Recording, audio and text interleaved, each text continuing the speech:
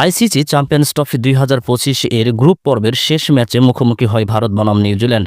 যদিও ভারত ও নিউজিল্যান্ড দুই দলেরই সেমিফাইনাল নিশ্চিত হয়েছে আগেই। লড়াইটা ছিল গ্রুপ চ্যাম্পিয়ন হওয়ার। সেই লড়াইয়ে শেষ হাসি হাসে ভারত। নিউজিল্যান্ডকে ৪৪ রানে হারিয়ে গ্রুপ চ্যাম্পিয়ন হয়ে সেমিতে খেলতে নামবে রোহিত শর্মার দল। ২ মার্চ দুবাইতে অনুষ্ঠিত ম্যাচে ৪৪ রানে দারুণ জয় পেয়েছে রোহিত শর্মার দল।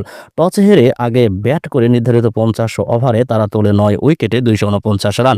জবাবে ৪৫.৩ ওভারে কিউইউরা গুটিয়ে যায় ২০৫ রানে।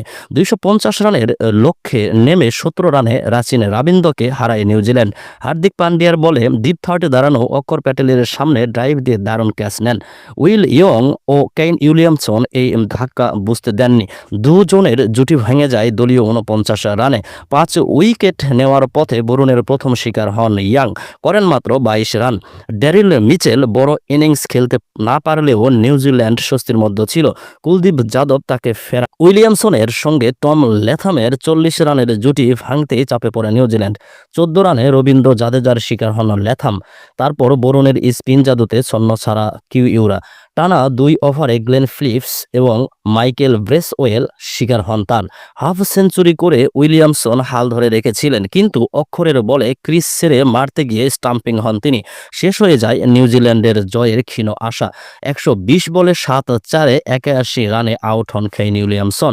এর আগে ব্যাটিংয়ে নেমে ভারতের শুরুটা ভালো ছিল না। ৭ ওভারের মধ্যেই টপ অর্ডারের ৩ ব্যাটসম্যানকে হারিয়ে ফেলে দলটি।